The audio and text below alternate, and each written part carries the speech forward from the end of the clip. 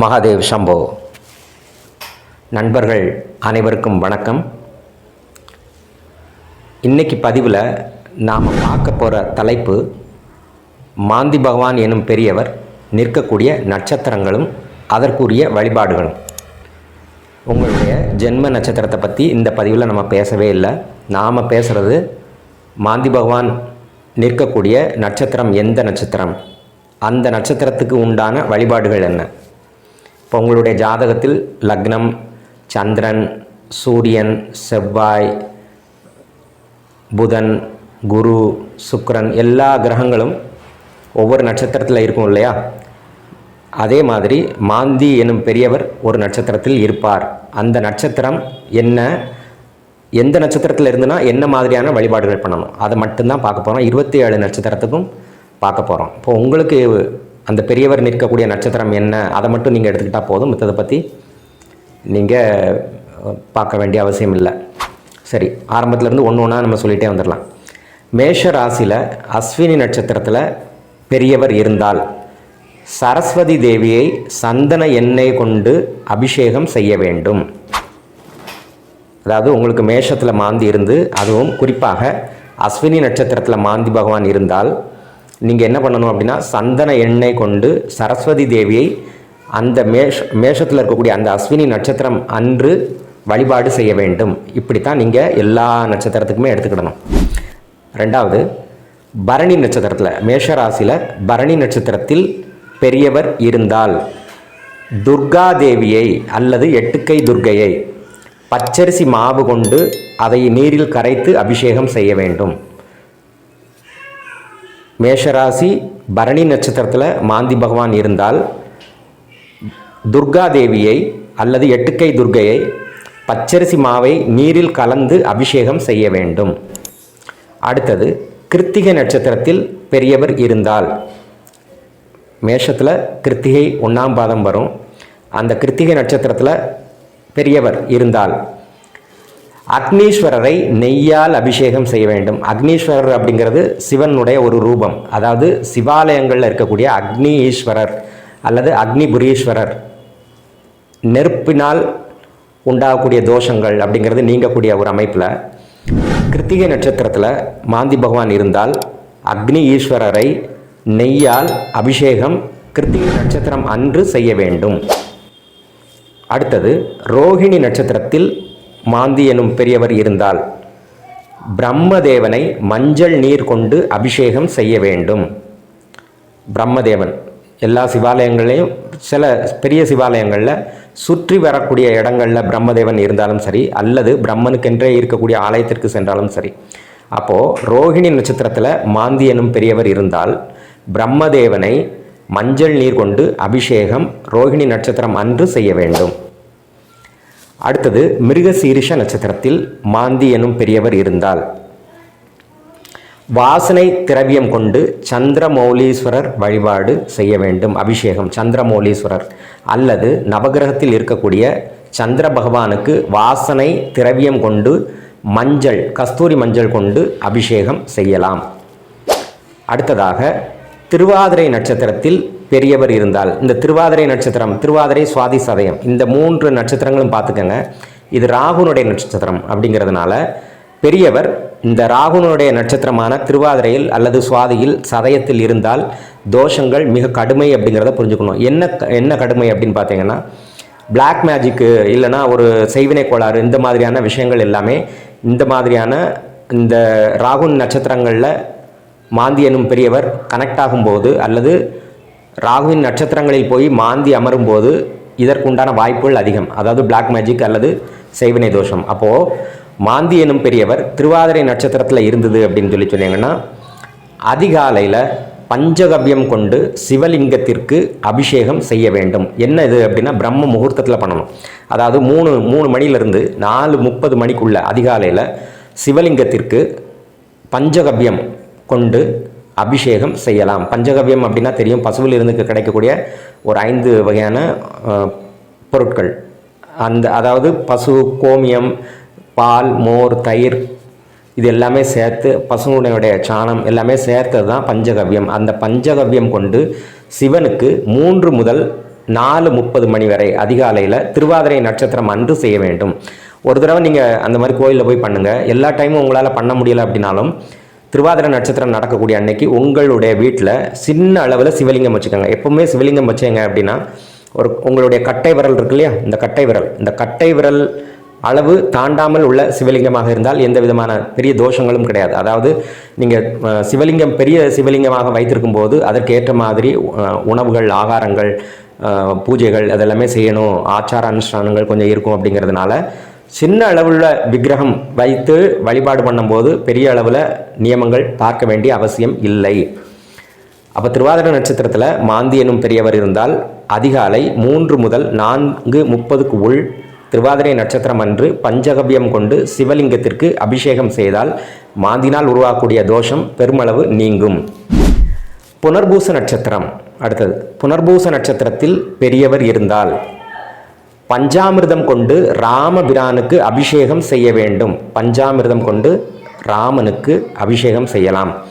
ராமனுடைய ஆலயம் இருந்தாலும் பரவாயில்ல, இல்லைன்னா ராமருடைய ஒரு சிறிய அளவில் உள்ள விக்கிரகம், எப்போவுமே கட்டை விரலுக்கு குறைவான அல்லது கட்டை விரல் அளவுக்கு உள்ள விக்கிரமாக இருந்தால் பெரிய அளவில் தோஷங்கள் இல்லை அப்படிங்கிறது ஒரு நிதர்சனமான உண்மை. அந்த அடிப்படையில் எல்லா டைமும் உங்களால் ராமன் ஆலயத்திற்கு போக முடியலை அப்படின்னாலும் உங்களுடைய வீட்டிலேயே ஒரு சிறிய விக்கிரகம் வைத்து கொண்டு அந்த விக்கிரகத்திற்கு நீங்கள் பஞ்சாமிர்தம் கொண்டு புனர்பூச நட்சத்திரம் அன்று ராமனுக்கு அபிஷேகம் செய்வதால் மாந்தி பகவானால் உருவாகக்கூடிய தோஷங்கள் வெகுவாக குறையும். பூச நட்சத்திரத்தில் மாந்தி எனும் பெரியவர் இருந்தால் பசும்பால் கொண்டு குருவிற்கு அபிஷேகம் செய்ய வேண்டும். பசும்பால் அப்படின்னு சொல்லும்போது மறுபடியும் இப்போ இருக்கக்கூடிய பால் எல்லாமே ஜெர்சியில் நிறையா கலப்பின மாடுகள் கொண்டு வரக்கூடிய பால் இருக்குது. அப்படியே கூடுமான வரைக்கும் அதை அவாய்ட் பண்ணுங்கள். சுத்தமான நாட்டு மாட்டிலிருந்து கிடைக்கக்கூடிய பால் கொண்டு குருவிற்கு அபிஷேகம் செய்யலாம். குரு அப்படின்னா நீங்கள் தட்சிணாமூர்த்தி எடுத்துக்கணுங்க. தட்சிணாமூர்த்திக்கு அந்த பூச நட்சத்திரம் அன்று அபிஷேகம் செய்வதால் பசும் பால் கொண்டு அபிஷேகம் செய்வதால் பெரியவரால் உருவாகக்கூடிய தோஷங்கள் வெகுவாக குறையும். அடுத்தது ஆயில்ய நட்சத்திரம். ஆயில்ய நட்சத்திரம் அப்படின்னாலே ஆதிசேஷனுக்கு பசும்பாலால் அபிஷேகம் ஆயில்ய நட்சத்திரம் அன்று செய்வதாலும் பக்கத்தில் இருக்கக்கூடிய புற்றுகளுக்கு பால் கொண்டு அபிஷேகம் செய்வதாலும் சிறிய அளவில் கொஞ்சம் பால் ஊற்றி ஒரு மஞ்சள் பொடி போட்டு அங்கே ஒரு தீபம் ஏற்றி வழிபாடு செய்து விட்டு வந்தாலும் இந்த ஆயில்ய நட்சத்திரத்தில் மாந்தி பகவான் இருக்கக்கூடிய தோஷம் அப்படிங்கிறது வெகுவாக குறையும். மக நட்சத்திரம். அடுத்தது மக நட்சத்திரத்தில் பெரியவர் இருந்தால் சூரிய நாராயணனுக்கு பசும் நெய் கொண்டு அபிஷேகம் செய்ய வேண்டும். அதாவது சூரிய நாராயணன் எனும் தெய்வம் பசும் நெய் கொண்டு அபிஷேகம் செய்யலாம்.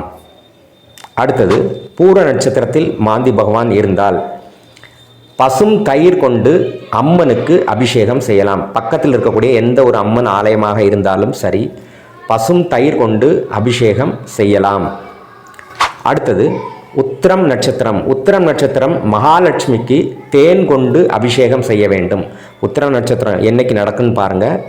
மகாலட்சுமி தேவிக்கு தேன் கொண்டு உத்திர நட்சத்திரம் அன்று அபிஷேகம் செய்வதால் பெரியவரின் தாக்கங்கள் வெகுவாக குறையும். அடுத்தது ஹஸ்த நட்சத்திரம். ஹஸ்த நட்சத்திரத்தில் பெரியவர் இருந்தால் என்ன செய்யலாம்? காயத்ரி தேவிக்கு தேன் கொண்டு அபிஷேகம் செய்யலாம். காயத்ரி தேவி அப்படிங்கிறது ஹஸ்த நட்சத்திரத்தின் முக்கியமான ஒரு தேவதை. அப்போது காயத்ரி தேவிக்கு தேன் கொண்டு ஹஸ்த நட்சத்திரம் அன்று அபிஷேகம் செய்வதால் மிக வெகுவாக பெரியவரின் தாக்கம் குறையும். சித்திரை நட்சத்திரம். சித்திரை அப்படின்னு எடுத்துக்கிட்டாலே சக்கரத்தாழ்வார், சுதர்சனமூர்த்தி. அப்போது சுதர்சன காயத்ரி படிக்கிறது. ஓம் சுதர்சனாய வித்மகே ஜுவாலா சக்கராய திமகே தன்னோ சக்கர பிரஜோதயாத். இதை சொல்லலாம். இதுவும் ஒரு பெரிய அளவில் நிவாரணியாக செயல்படும். மேலும் கரும்பு சாறு கொண்டு சக்கரத்தாழ்வாருக்கு அபிஷேகம் செய்வதால் உத்திரம் நட்சத்திரம் சித்திரை நட்சத்திரம் அன்று கரும்பு சாறு கொண்டு சக்கரத்தாழ்வாருக்கு அல்லது சுதர்சனமூர்த்தி, 2 பேரும் ஒரே ஆள் தான், அவங்களுக்கு கரும்பு சாறு கொண்டு அபிஷேகம் செய்வதால் பெரியவரின் தாக்கம் வெகுவாக குறையும். அடுத்தது சுவாதி நட்சத்திரம். சுவாதி நட்சத்திரம் அப்படின்னு எடுத்துக்கிட்டிங்கன்னா நரசிம்மருக்கு பானகம் கொண்டு அபிஷேகம் செய்யலாம். பானகம் அப்படின்னா எலுமிச்சை, கருப்பட்டி, இஞ்சி, சுக்கு இது எல்லாமே போட்டு பண்ணுறாங்க இல்லையா, அந்த பானகம் கொண்டு நரசிம்மருக்கு அபிஷேகம் செய்வதால் பெரியவரின் தாக்கம் வெகுவாக குறையும். அதாவது சுவாதி நட்சத்திரத்தில் பெரியவர் இருந்தால், இந்த திருவாதிரைக்கு பார்த்துருக்குறோம், சுவாதியும் பார்த்துருக்கோம். அப்போ சுவாதி அப்படிங்கிறதும் ஈஸியாக பிளாக் மேஜிக் இந்த மாதிரியான விஷயங்கள் சம்மந்தப்பட்டு உபாதைப்படுத்தக்கூடாது அப்படிங்கிறதுக்காண்டி இந்த நரசிம்மருக்கு பானகம் கொண்டு அபிஷேகம் செய்தால் மிகப்பெரிய அளவில் நிவர்த்தி கட்டாயம் உருவாகும். அடுத்தது விசாக நட்சத்திரம். விசாக நட்சத்திரம் அப்படின்னு எடுத்துக்கிட்டாங்களே, முதல்ல முருகப்பெருமானுக்கு பழச்சாறு கொண்டு குறைந்தது ஒரு 5 வகையான பழங்கள், அதாவது ஆப்பிள், ஆரஞ்சு, மாதுளை, இந்த மாதிரி உங்களுக்கு பிரியமான ஒரு வாழைப்பழம், இந்த மாதிரி ஒரு 5 வகையான பழங்கள் கொண்டு அந்த சாறை எடுத்து அதை முருகனுக்கு அபிஷேகம் செய்வதால் விசாக நட்சத்திரத்தில் பெரியவர் இருந்தால் அதனால் உருவாகக்கூடிய தாக்கங்கள் வெகுவாக குறையும். அடுத்தது அனுஷ நட்சத்திரம். அனுஷ நட்சத்திரம் லக்ஷ்மி நாராயணனுக்கு இளநீர் கொண்டு அபிஷேகம் செய்யலாம். அனுஷ நட்சத்திரம் அன்று லக்ஷ்மி நாராயணனுக்கு இளநீர் கொண்டு அபிஷேகம் செய்யலாம். அடுத்த நட்சத்திரம் கேட்டை. கேட்டை அப்படின்னு சொல்லும்போது திருவண்ணாமலையில் இருக்கக்கூடிய லிங்கம், அதாவது இந்திரலிங்கத்துக்கு பசுஞ்சாணத்தால் அபிஷேகம் செய்ய வேண்டும். பசுஞ்சாணம் அப்படிங்கிறத விட பசுஞ்சாணத்தால் தயாரிக்கப்பட்ட விபூதி கொண்டு இந்திரலிங்கத்திற்கு, திருவண்ணாமலையில் இருக்கக்கூடிய இந்திரலிங்கத்திற்கு அபிஷேகம் செய்தால் மிகப்பெரிய அளவில் முன்னேற்றம் உண்டு. அடுத்த நட்சத்திரம் மூலம். மூலம் அப்படிங்கிறது ஆஞ்சநேயரனுடைய நட்சத்திரம். அப்போ அந்த மூலம் அப்படிங்கிறதுக்கு ஆஞ்சநேய பகவானுக்கு சந்தனத்தால் அபிஷேகம் செய்வது மிகப்பெரிய முன்னேற்றம் தரும். அடுத்தது பூராடம். பூராடம் அப்படிங்கிறத எடுத்துக்கிட்டேங்க அப்படின்னா ஜம்புகேஸ்வரருக்கு பசும்பால் மற்றும் வில்வம் கொண்டு அபிஷேகம் செய்யலாம். பூர நட்சத்திரத்தில் பெரியவர் இருந்தால் பசும்பால் அல்லது வில்வம் கொண்டு ஜம்புகேஸ்வர் அவருக்கு நீங்கள் அபிஷேகம் பண்ணலாம். அடுத்த நட்சத்திரம் உத்திராடம். சிவலிங்கத்துக்கு தாரா பாத்திரம் கொடுத்து வில்வ இலை கொண்டு அர்ச்சனை செய்யலாம். தாரா பாத்திரம் அப்படிங்கிறது, அதாவது மாந்தி எனும் பெரியவர் உத்திராட நட்சத்திரத்தில் இருந்தால் சிவலிங்கத்திற்கு தாராபாத்திரம் தந்து வில்வ இலை கொண்டு அபிஷேகம் செய்யலாம்.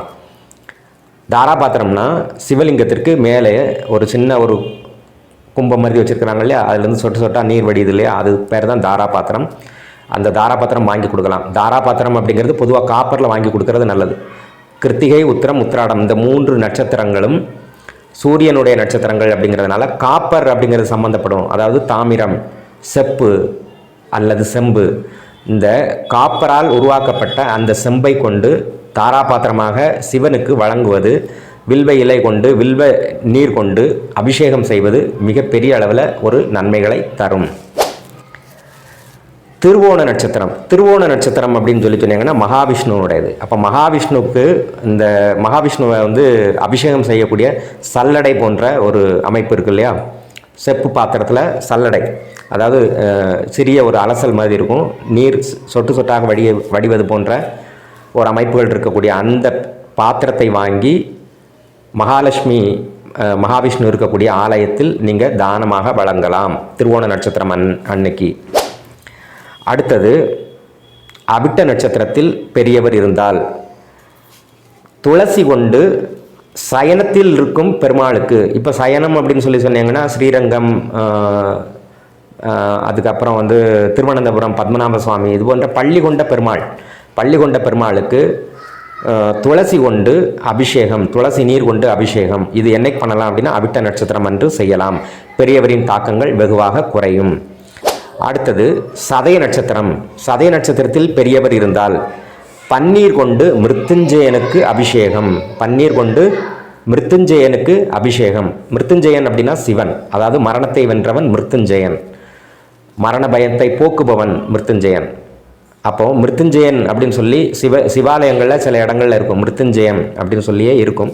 அதாவது மரணத்தை வென்றவர், இல்லை மரண பயத்தை போக்கக்கூடியவர், அந்த சிவனுக்கு பன்னீர் கொண்டு அபிஷேகம் செய்யலாம். மறுபடியும் இந்த சதயம் அப்படிங்கிறது என்ன அப்படின்னா ராகுனுடைய நட்சத்திரங்கள் அப்படிங்கிறதுனால திருவாதிரை, சுவாதி, சதயம் இந்த 3 நட்சத்திரங்களில் மாந்தி பகவான் நிற்கும்போது இந்த பரிகாரம் கட்டாயமாக நீங்கள் செய்தால் உங்களுடைய வாழ்க்கையில் இந்த பிளாக் மேஜிக் இந்த மாதிரியான அல்லனா செய்வினை தோஷங்கள் போன்ற ஒரு பெரிய அளவில் தொந்தரவுகள் இல்லாமல் மிக அழகான ஒரு வாழ்க்கை அமையும்.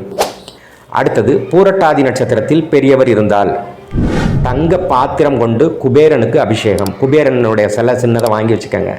தங்க பாத்திரம் அப்படின்னு சொன்னீங்கன்னா பெரிய அளவில் பாத்திரங்கள் போக வேண்டாம். சாதாரண பாத்திரத்தில் தண்ணி ஊற்றி அந்த தண்ணிக்குள்ளே சின்ன அளவில் தங்கம், உங்களுடைய கம்மல் அளவுக்கு ஒரு சின்னது இல்லைன்னா ஒரு தங்க காசு, ஒரு 1/2 கிராம் தங்க காசு இருந்தால் கூட அதில் போட்டு அந்த நீர் கொண்டு குபேரனுக்கு பூரட்டாதி நட்சத்திரம் அன்று அபிஷேகம் செய்வதால் பெரியவரின் தாக்கங்கள் வெகுவாக குறையும்.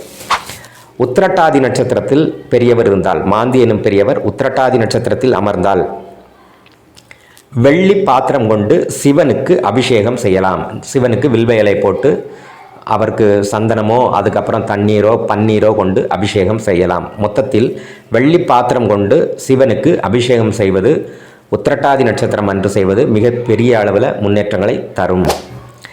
ரேவதி நட்சத்திரத்தில் பெரியவர் இருந்தால், மாந்தி எனும் பெரியவர் உங்களுடைய ஜாதகத்தில் ரேவதி நட்சத்திரத்தில் இருந்தால், இது என்ன அப்படின்னு பார்த்தீங்கன்னா பெரிய அளவில் ஒரு மோசமான இதில் இதுவும் ஒன்று. அதாவது இப்போ ராகுனுடைய நட்சத்திரங்கள் போல் இந்த ரேவதி நட்சத்திரத்தில் மாந்தி இருந்தாலும் மிகப்பெரிய அளவில் உடல் உபாதைகளை கட்டாயமாக தருகிறது. அப்போ என்ன பண்ணலாம் அப்படின்னு பார்த்தீங்கன்னா 5 வகையான தீர்த்தம் கொண்டு இந்த ரேவதி நட்சத்திரம் அன்று சனீஸ்வரனுக்கு அபிஷேகம் செய்யலாம். சனீஸ்வரனுக்கு 5 வகையான தீர்த்தம்னா என்ன அப்படின்னா, உதாரணமாக காசி தீர்த்தம் இருக்குது, ராமேஸ்வர தீர்த்தம் இருக்குது, வேறு பாபநாசம் போகிறீங்களா பாபநாசத்தில் தீர்த்தம் இருக்குது, அதுக்கப்புறம் பவானி சங்கமேஸ்வர ஆலயம் போகிறீங்களா அங்கே இருக்குது, அதுக்கப்புறம் உங்களுக்கு திருநாகேஸ்வரம் போகிறீங்களா அங்கே இருக்க குளத்தில் இருக்க தீர்த்தம் இருக்குது. இப்படி ஏதோ ஒரு வகையில் புனித நீர் 5 வகையான, திருச்செந்தூர் போகிறீங்க திருச்செந்தூரில் கடல் தீர்த்தம் இருக்குது.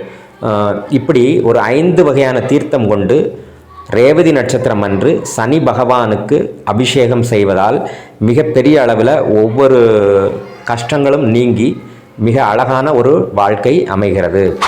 அப்போது இதெல்லாம் ரொம்ப ஒரு முக்கியமான சில இது. இப்போ நீங்கள் ஒன்று மட்டும் எடுத்துக்கோங்க, ஒரு மாதம் ஒரு முறை கூட இந்த பரிகாரங்கள் செய்தால் போதுமானது. டெய்லி பண்ணணும்னு அவசியம் இல்லை. நான் சொன்ன அந்த நட்சத்திரங்களில் மாந்தி பகவான் எந்த நட்சத்திரத்தில் இருக்கிறாரோ அந்த நட்சத்திர நாளில் அந்த பரிகாரத்தை மட்டும் அந்த மாதம் ஒரு முறை செய்தால் போதுமானது. பெரிய அளவில் சிரமங்கள் இல்லாமல், ரொம்ப செலவுகள் இல்லாமல் எளிமையான பரிகாரமாக இருக்குது இல்லையா?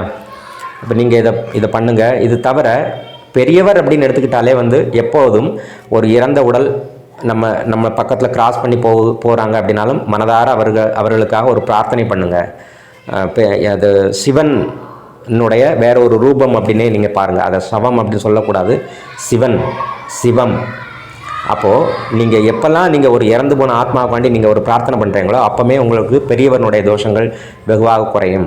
ஒரு இறந்த உடலை அடக்கம் பண்ணுறதுக்கு உண்டான உதவிகள் பண்ணுறீங்க, இறந்த உடலை குளிக்க சுத்தம் பண்ணுறீங்க, அவங்களுக்கு தேவையான அந்த நிகழ்ச்சிக்கு வந்திருந்த அந்த பக்கத்தில் இருக்கக்கூடிய ஆட்களுக்கு உங்களால் முடிஞ்ச உதவிகள் பண்ணுறீங்க, அந்த உடலை அடக்கம் பண்ணக்கூடிய அந்த ஊழியர்களுக்கு உங்களால் முடிஞ்ச பண உதவி பண்ணுறீங்க, இந்த இறந்தவங்களுக்காண்டி ஒரு 5 நிமிடம் பிரார்த்தனை பண்ணுறீங்க.